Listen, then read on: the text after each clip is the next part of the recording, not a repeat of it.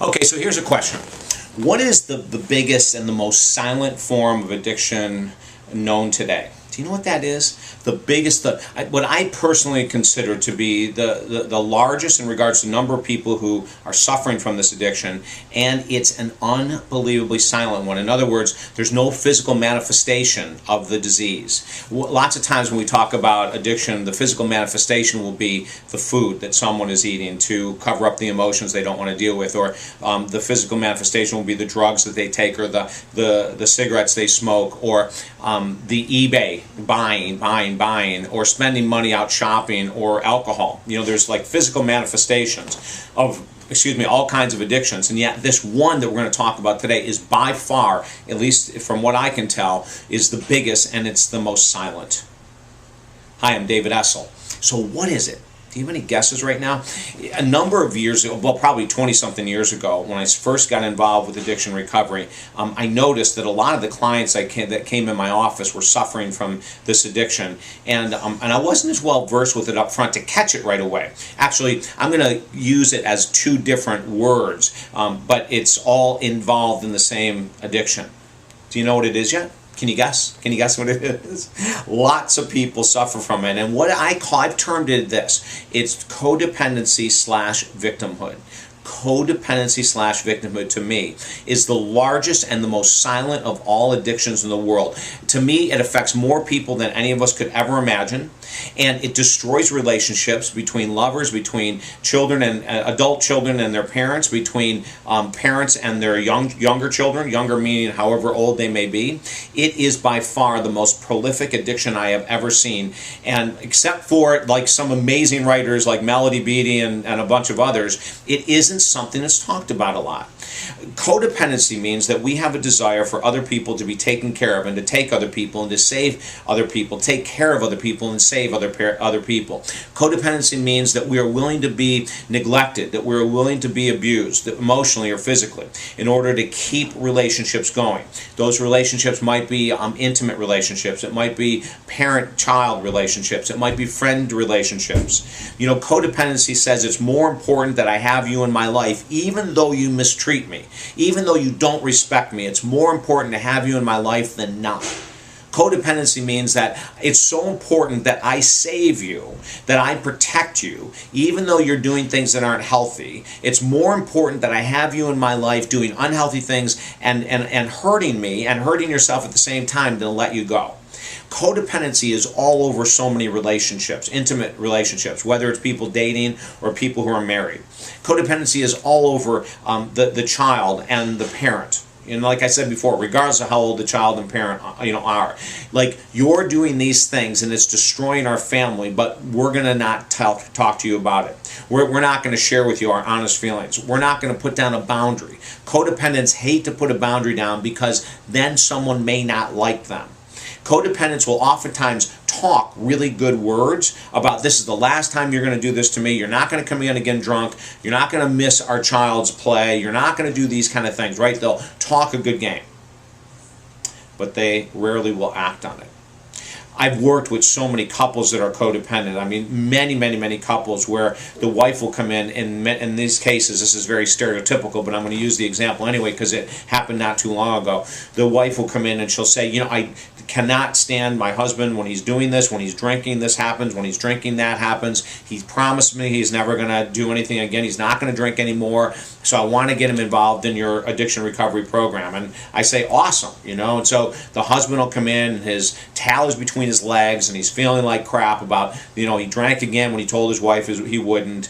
And so he says to me, and the wife says, you know, are you serious? He says, yes. He looks at me, he says, I'll do whatever it takes. And so we'll talk about getting involved in a very heavy-duty, intense addiction recovery program. And he'll be in it for 3 days. And then all of a sudden the wife, because she's codependent, lets her walls down, brings him back in without him proving that he's truly ready to do the work. And a short period of time later, he stops the addiction recovery program, and then he's back out doing his, you know, either silent drinking or whatever, and then she gets upset again, and okay, that's codependency. And it's the same thing parents do with kids. You know, you're not going to do this anymore, I told you before. But there's no boundaries. There's no true consequences. So the codependent continues to bring people back into their lives, even if it's unhealthy. So that to me is one of the most powerful, if not the biggest addiction that's out there today. And I think that we all fall victim to it at some point. And I've given you just a few examples of codependency. There's thousands. The other, which I oftentimes will see them together, sometimes they're separate, but is victimhood. So many couples, and again, I'll go back to couples, will come in, and one of them is the screaming victim, right? Like that, this is always, you know, she always does this, she never does that, she does this, she does that, and so then I'll get down to a place where I'll say, what's your responsibility in this dysfunctional relationship? Oh, I'm always the good person, I always work really hard, I always do, and that's the victim. You know, the victim will come in and say the only reason that they had to foreclose on their house and the only reason that they are living with their parents or living with friends or whatever it might be is because of the economy, because of the administration, because of all these things, the economic forces outside of their control. They have nothing to do with any of the choices made to buy an extra property when they really didn't have the money to do it a couple years ago. You know what I'm saying? Like they don't want to take responsibility for the fact that they were laid off and have 2 mortgages instead of 1, and they're the victim. You know, or they're the victim because they're choosing people that were just like their fathers. I worked with a woman not too long ago, again, another fairly recent example of this, who, you know, came in and she was on husband number 3, and she came in and said, you know what, he's done this and he's done that and he's done this, and I let her go through her whole thing, and usually it takes 2 or 3 sessions. I call it emotional vomiting, where that they emotionally vomit everything out, and then I said, what might be someone in your position's role that would have led to some of this insanity? And she goes, oh, there's nothing. There's absolutely nothing. You know, look, didn't you hear what I said? He did this and then he did that. So then we'll go back to the previous partner, the previous husband. Same thing. We'll go back to the previous one. Same thing. We'll go back to the father. Same thing. You know what I'm saying? So victims, victimhood is a huge addiction. And it's something that's insidious. In other words, the people who are codependent, addicted to codependency and addicted to victimhood, they don't see an outside replication of the addiction. So they're not picking up a bottle and say, this is what I'm addicted to, or cake, this is what I'm addicted to, or nicotine, you know, as they're holding their cigarette. There's nothing physically manifested that they're addicted to, so they don't see their own addiction. And yet, if they're willing to do the work, and I've had, I don't know what percentage it is, but I'd say 40% of the codependents and victims stop coming to the work because they're asked to do deep introspective work with their role and their responsibility, and they end it. They don't go there. But the ones that do, the ones that keep working, will find a life of freedom unbeknownst to them before. They'll learn how to go from one spectrum to the other of setting boundaries, and then to come back to the middle. They'll find freedom. They'll find inner peace. They'll find a joy that they didn't know possible. They'll find an optimism.